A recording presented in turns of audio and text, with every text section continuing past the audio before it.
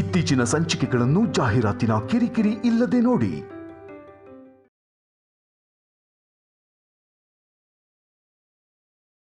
ತಪ್ಪು ಮಾಡಿರೋ ಕಲ್ಯಾಣಿಗೆ ಶಿಕ್ಷೆ ಆಗ್ಲೇಬೇಕು.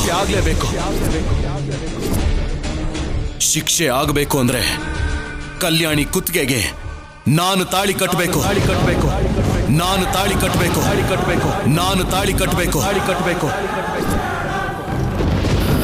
ಶೌರ್ಯ,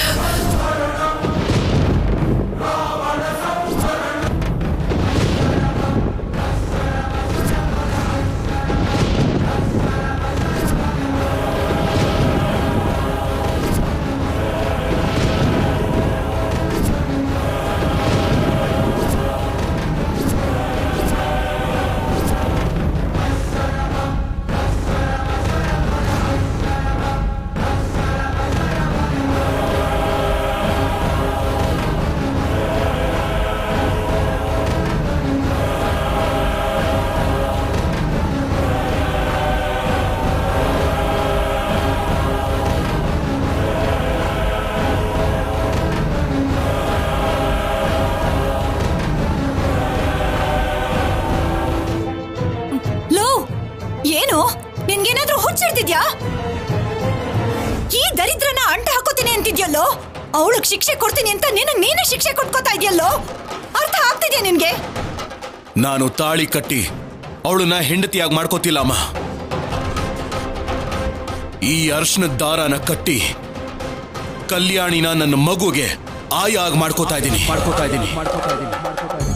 ಶೌರ್ಯ, ಹೆಂಡತಿಯಾಗಿ ನನ್ನ ಪಕ್ಕದಲ್ಲಿ ಯಾವತ್ತಿಗೂ ನಿಲ್ಲೋ ಅರ್ಹತೆ ಇಲ್ಲ. ಈ ಕಲ್ಯಾಣಿಗೆ ಈ ಮನೆಯಲ್ಲಿ ಜಾಗ ಇರುತ್ತೆ, ಆದ್ರೆ ನನ್ನ ಹೃದಯದಲ್ಲಿ ಒಂದು ಚಿಕ್ಕ ಜಾಗನೂ ಸಿಗೋದಿಲ್ಲ.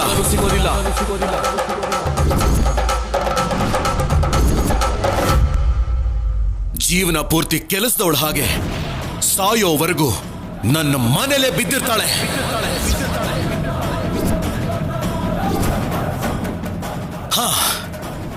ಅಮ್ಮ, ನನ್ನ ಮೇಲೆ ಪ್ರೀತಿ ಇದ್ರೆ ನನ್ನ ನಿರ್ಧಾರಕ್ಕೆ ಬೇಡ ಅನ್ಬೇಡ ಅಮ್ಮ.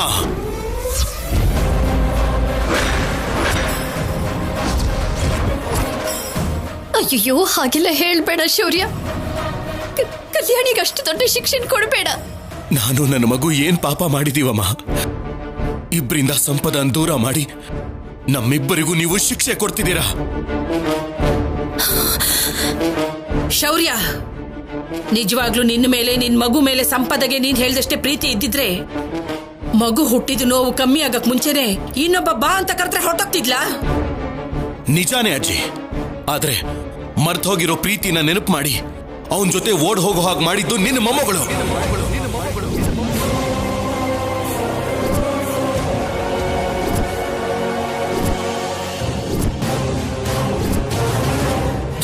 ಸರಿ, ಒಂದ್ ಕೆಲಸ ಮಾಡೋಣ ಅಜ್ಜಿ. ಎಷ್ಟೇ ಕಷ್ಟ ಆದ್ರೂ ನಾನು ಸಂಪದನ ಹುಡುಕಿ ಕರ್ಕೊಂಡ್ ಬರ್ತೀನಿ. ನೀನ್ ಮನೆ ಒಳಗ್ ಬರೋಕ್ ಬಿಡ್ತೀಯಾ?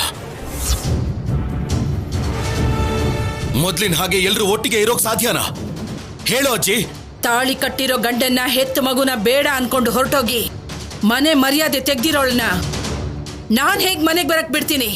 ಹೆತ್ತ ಮಗ ಎರಡನೇ ಮದುವೆ ಮಾಡ್ಕೊಂಡು ಆಶೀರ್ವಾದ ಮಾಡಿ ಅಂತ ಬಂದ್ರೆ ಅವನು ಬದುಕಿರೋವಾಗ್ಲೇ ಅವನ ಹೆಸರಲ್ಲಿ ಶ್ರಾದ್ದ ಮಾಡಿ ಪಿಂಡ ಇಟ್ಟಿದ್ರಲ್ಲ, ಅಂಥದ್ರಲ್ಲಿ ಸಂಪದನ ಬರೋಕ್ ಬಿಡ್ತೀಯ ಅಂತ ನನಗನ್ಸೋದಿಲ್ಲ.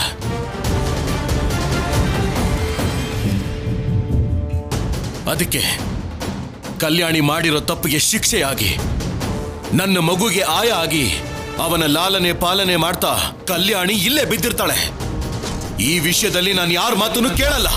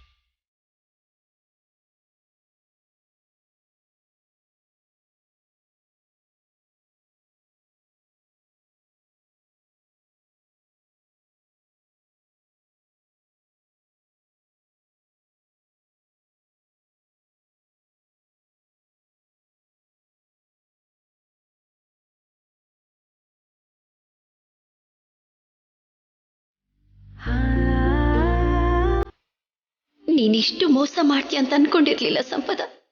ನೀನು ಈ ರೀತಿ ನಡ್ಕೊಂಡಿದ್ರಿಂದ ಶೌರ್ಯ ಕೋಪದಲ್ಲಿ ಕಲ್ಯಾಣಿ ಕುತ್ತಿಗೆಗೆ ತಾಳಿ ಕಟ್ಟೋ ಹಾಗಾಗೋಯ್ತು. ಪರಮಾತ್ಮನ ಇಚ್ಛೆ ಹೀಗೆ ನಡಿಬೇಕು ಅಂತ ಇತ್ತೋ ಏನೋ, ನಡೆದಿದ್ದು ನಡೆದು ಹೋಯ್ತು. ಕಲ್ಯಾಣಿ ಜೀವನದಲ್ಲಿ ಶೌರ್ಯನಂತ ಹುಡುಗ ಅವಳು ಗಂಡನಾಗಿ ಬಂದಿರೋದು ನನಗೂ ಒಂಥರ ಸಮಾಧಾನ.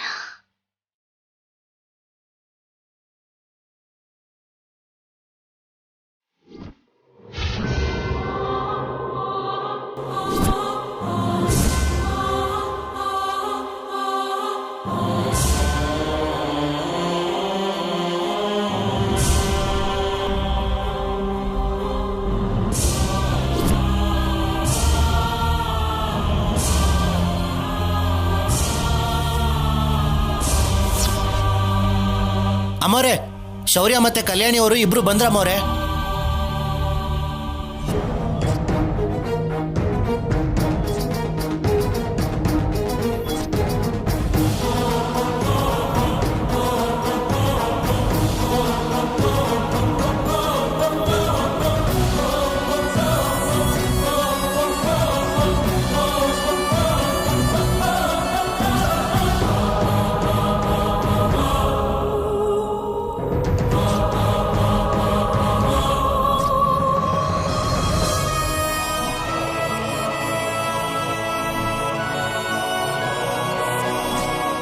ಬಾಲಾಜಿ, ಅಮ್ಮೋರೆ, ಅವ್ರನ್ನಲ್ಲೇ ನಿಂತ್ಕೊಂತ ಹೇಳು. ಸರಿ ಅಮ್ಮೋರೆ. ಶೌರ್ಯ ಅವರೇ, 1 ನಿಮಿಷ ಅಲ್ಲೇ ಇರಿ.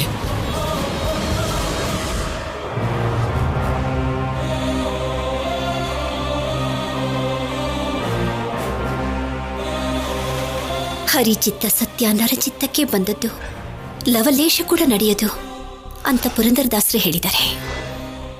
ಇನ್ನು ಮುಂದೆ ಕಲ್ಯಾಣಿ ನಮ್ಮ ಮನೇಲಿ ನಮ್ಮ ಕಣ್ಮುಂದೆನೇ ಇರ್ತಾಳೆ. ಇವರಿಬ್ರಿಗೂ ಆರತಿ ಮಾಡ್ದೆ ಮನೆ ಒಳಗಡೆ ಹೇಗಮ್ಮ ಕರ್ಕೊಳಕ್ಕಾಗತ್ತೆ?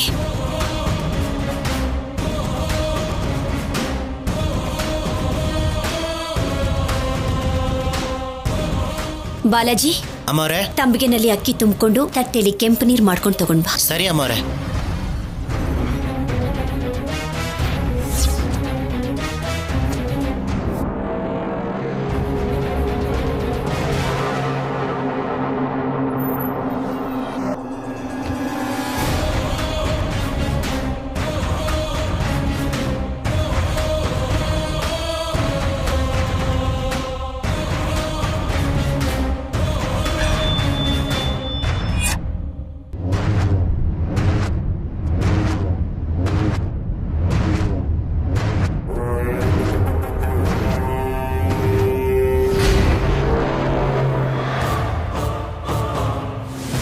ಕಲ್ಯಾಣಿ, ಬಲಗಾಲಿ ಹೆಬ್ಬೆರಳಲ್ಲಿ ತಂಬಿಗೆ ಓದಿಯಮ್ಮ. ಮನೆಗೆ ಬರೋ ಸೊಸೆ ಈ ರೀತಿ ಮಾಡಿದ್ರೆ ಮನೆಗೆ ಸಿರಿ ಸಂಪತ್ತೆಲ್ಲ ಬರುತ್ತೆ ಅಂತ ಹಿರಿಯರು ಹೇಳ್ತಾರೆ. ಓದಿಯಮ್ಮ. ಓದ್ಯಮ್ಮ, ಚೆನ್ನಾಗಿ ಓದಿ. ಎದೆಗೆ ಓದ್ಯೋದು ಓದ್ಸೋದು ನಿನಗೂ ನಿಮ್ಮಮ್ಮನಿಗೂ ಹುಟ್ಟುತ್ತಾನೆ ಬಂದಿರೋ ವಿದ್ಯೆ ಅಲ್ವಾ?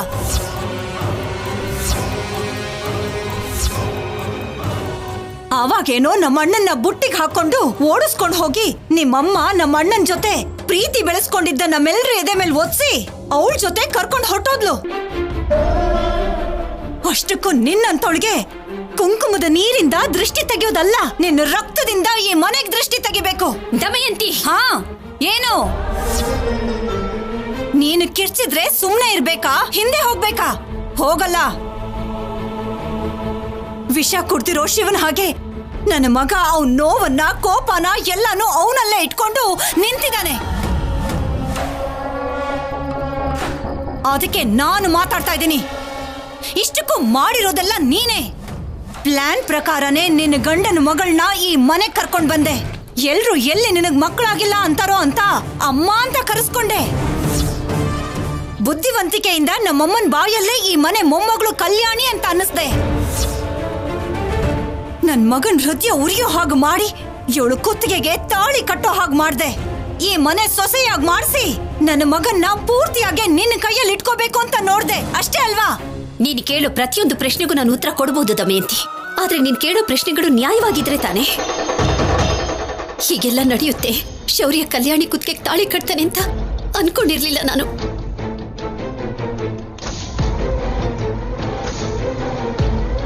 ಮದ್ವೆ ಮಾಡ್ಕೊಂಡು ಬಂದು ಬಾಗ್ಲಲ್ಲಿ ನಿಂತ್ಕೊಂಡಿರೋ ದಂಪತಿಗಳನ್ನ ಸಾಂಪ್ರದಾಯಿಕವಾಗಿ ಆರತಿ ಮಾಡಿ ಒಳಗಡೆ ಬರ್ಮಾಡ್ಕೊಳ್ದೆ ಹೋದ್ರೆ ಚೆನ್ನಾಗಿರೋಲ್ಲ. ಇದಕ್ಕಿಂತ ಕೆಟ್ಟದಿನೇನಾಗೋಕ್ ಸಾಧ್ಯ? ಕಲ್ಯಾಣಿ, ಇವ್ರು ಹೇಳೋ ಮಾತಕ್ಕೆ ತಲೆ ಕೆಡಿಸ್ಕೋಬೇಡ. ನೀನು ಬಲಗಾಲಿಂದ ತಮ್ಗೆನೆ ಓದು ಒಳಗ್ ಬಾಮ.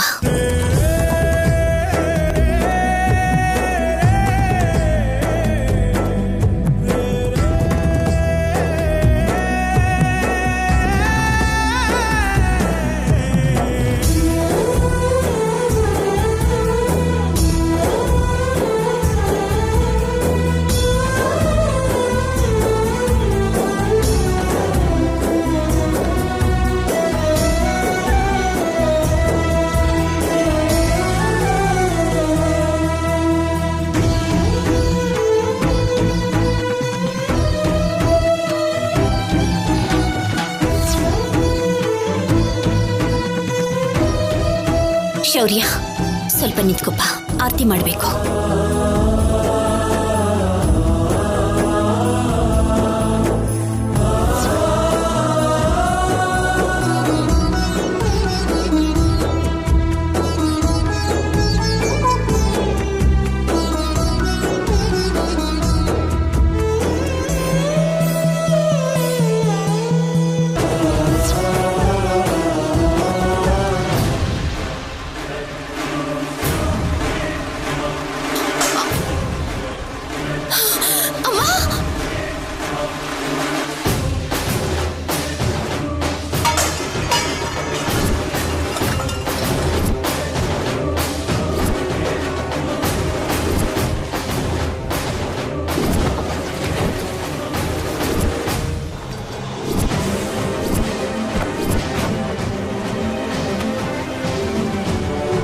ಕುಂಕುಮದ ನೀರಿಂದ ದೃಷ್ಟಿ ತೆಗೆದು ಬೊಟ್ಟಿಟ್ಟು ಒಳಗಡೆ ಕರೆದು ಪ್ರೀತಿಯಿಂದ ನೋಡ್ಕೊಳ್ಳೋದಕ್ಕೆ ಇವನ್ ಮಾಡಿರೋದೇನು ಒಳ್ಳೆ ಕೆಲ್ಸನ?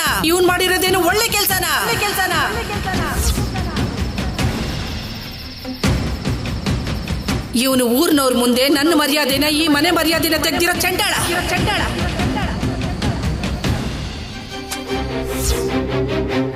ಎದೆ ಮೇಲೆ ಆಡಿ ಬೆಳೆದವನೇ ಇವತ್ತು ನಮ್ಮ ಎದೆಗೆ ಒದ್ದಿದ್ದಾನೆ.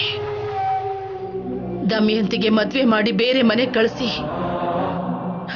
ನಾನು ದೂರ ಇರೋಕಾಗ್ದೆ ಶಿವರಾಮನ ಮನೆ ಅಳಿನ ಕರ್ಕೊಂಬಂದೆ.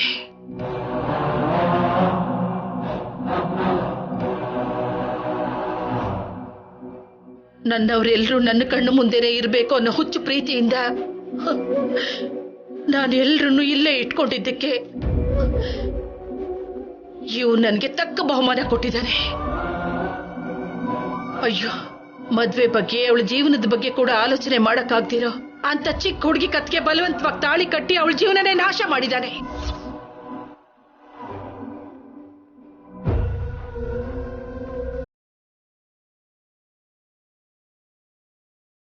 ಶೌರ್ಯ ಮಾವಯ್ಯ ಅಂದ್ರೆ ಪ್ರಾಣ ಅಂತಿದ್ದವನು, ಅತ್ತೆನ ಅಮ್ಮ ಅಂತ ಕರೆದವನು. ನಮಗೆ ನಮ್ಮ ಮಕ್ಕಳಿಗಿಂತ ನೀನೇ ಹೆಚ್ಚಾದೆ. ಕಲ್ಯಾಣಿ ಕತ್ತಿಗೆ ತಾಳಿ ಕಟ್ಟಬೇಕಾದ್ರೆ ನಾವ್ಯಾರು ನೆನಪಿಗೆ ಬರ್ಲಿಲ್ವಾ ನಿನಗೆ? ಬೇಡ ಬೇಡ ಅಂತ ಎಷ್ಟೇ ಬೇಡ್ಕೊಂಡ್ರು ಅವಳ ಕತ್ತಿಗೆ ತಾಳಿ ಕಟ್ಬಿಟ್ಟೆ. ಕಲ್ಯಾಣಿ ಜೀವನನ ನಾಶ ಮಾಡ್ಬಿಟ್ಟೆ. ಏನಮ್ಮ ಮಾಡಿದ್ದೆಲ್ಲ ಕಲ್ಯಾಣಿ, ಅನುಪಮ ಅವರನ್ನ ಬಿಟ್ಟು ನನ್ನ ಮಗ ತಪ್ಪು ಮಾಡ್ದ ಅಂತ ಹೇಳ್ತಿದ್ಯಾ? ಬಾಯ್ ಮುಚ್ಚು. ಸಾಯಿಸ್ಬಿಡ್ತೀನಿ.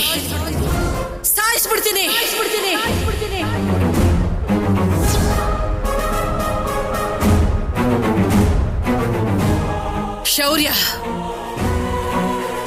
ಕಲ್ಯಾಣಿ ನೀನಂದ ಹಾಗೆ ತಪ್ಪು ಮಾಡಿರ್ಬಹುದು, ಆದ್ರೆ ಅವಳು ತಪ್ಪು ಮಾಡಿದ್ಲು ಅಂತ ನೀನು ತಪ್ಪು ಮಾಡ್ಬಿಡ್ತೀಯ? ಅವಳ ಮೇಲೆ ಕರುಣೆ, ದಯೆ ಏನು ಬರ್ಲಿಲ್ವಾ ನಿನಗೆ? ಅಷ್ಟಕ್ಕೂ ನೀನ್ ಮನುಷ್ಯನೇನಾ? ಅಲ್ಲ ಅಲ್ಲ ಅಲ್ಲ ಅಲ್ಲ ಅಲ್ಲ, ನಾನು ಮನುಷ್ಯನೇ ಅಲ್ಲ.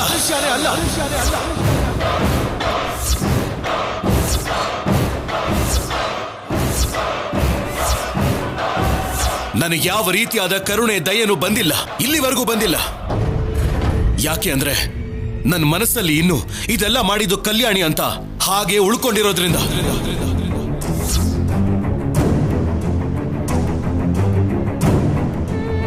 ಕಲ್ಯಾಣಿ ನನ್ನಿಂದ ದೂರ ಮಾಡಿದ್ದು ಯಾವುದೋ ಆಟದ ವಸ್ತುನಲ್ಲ, ನನ್ನ ಪ್ರೀತಿನ, ನನ್ನ ಜೀವನನ, ನಾನು ಕಂಡ ಕನಸನ್ನ.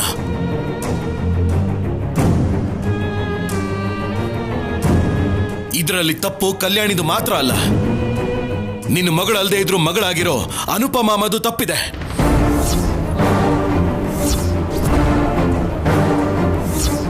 ಅಷ್ಟಕ್ಕೂ ಅನುಪಮ ಅಮ್ಮಗೆ ನೀನ್ ಅನ್ಕೊಂಡಿರೋ ಹಾಗೆ ಪ್ರೀತಿ, ದಯೆ, ಕರುಣೆ ನನ್ ಮೇಲೆ ಇದ್ದಿದ್ರೆ ಜೊತೆಲಿರೋ ಸಂಪದಾನ ಸಿದ್ದು ಪ್ರೀತಿಸ್ತಿದ್ದಾನೆ ಅಂತ, ಇಬ್ರು ಓಡ್ ಹೋಗ್ತಿದ್ದಾರೆ ಅಂತ ಗೊತ್ತಾಗ್ತಿದ್ದ ಹಾಗೆ ನನಗೆ ಹೇಳ್ತಿದ್ರು.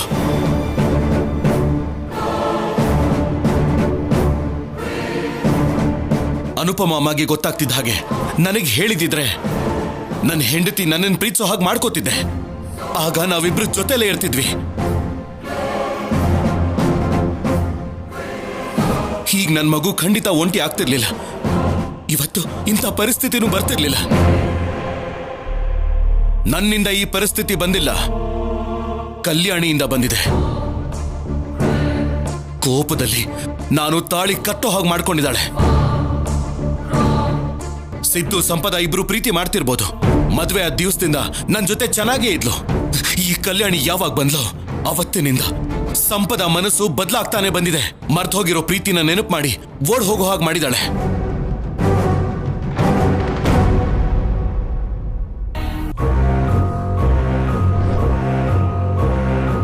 ಒಬ್ಬನ್ನ ಪ್ರೀತಿಸಿ ಇನ್ನೊಬ್ಬನ್ನ ಮದುವೆ ಮಾಡ್ಕೊಳ್ಳೋದು, ಒಬ್ಬನ ಜೊತೆ ಸಂಸಾರ ಮಾಡ್ತಾ ಇನ್ನೊಬ್ಬನ ಜೊತೆ ಸಂಬಂಧ ಇಟ್ಕೊಳ್ಳೋದನ್ನ ಚೆನ್ನಾಗೆ ನೋಡಿದಾಳೆ ಅನ್ಸತ್ತೆ. ಅದನ್ನೇ ಸಂಪದಾಗೆ ಕಲ್ಸಿರೋ ಹಾಗಿದ್ದಾಳೆ. ಶೌರ್ಯ, ಶೌರ್ಯ, ಶೌರ್ಯ, ಶೌರ್ಯ.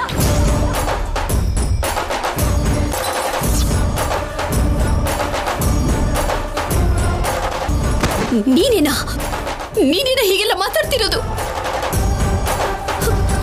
ಕೋಪದಲ್ಲಿ ನೀನು ಕಲ್ಯಾಣಿ ಬಗ್ಗೆ ತುಂಬಾ ಕೀಳಾಗಿ ಮಾತಾಡ್ತಿದ್ಯಾ ಕಣೋ. ಹಾಗೆ ಮಾತಾಡ್ಬೇಡ ಶೌರ್ಯ. ಯಾವಾಗ್ಲೂ ನೀನೇ ಹೇಳ್ತಿದ್ಯಲ್ಲೋ ಇವಳಿನ್ನು ಚಿಕ್ಕ ಹುಡುಗಿ ಅಂತ, ಅದನ್ನ ಮರ್ತ್ಬಿಟ್ಯಾ?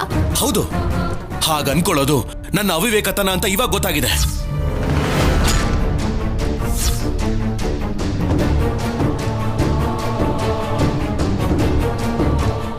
ವಿವೇಕದಿಂದ ಯೋಚನೆ ಮಾಡು ಶೌರ್ಯ. 1 ವರ್ಷದಿಂದ ನಿನ್ ಜೊತೆಗೆ ಸಂಸಾರ ಮಾಡಿ ನಿನ್ನ ಮಗುನ ತನ್ನ ಹೊಟ್ಟೆಲಿ ಇಟ್ಕೊಂಡು ಕೂಡ ಸಿದ್ದು ಜೊತೆ ಹೋಗೋದಕ್ಕೆ ನಿನ್ ಹೆಂಡತಿ ಸಿದ್ಧವಾಗಿದ್ದಾಳೆ ಅಂದ್ರೆ ಅದು ಕಲ್ಯಾಣಿ ತಪ್ಪು ಹೇಗಾಗತ್ತೆ?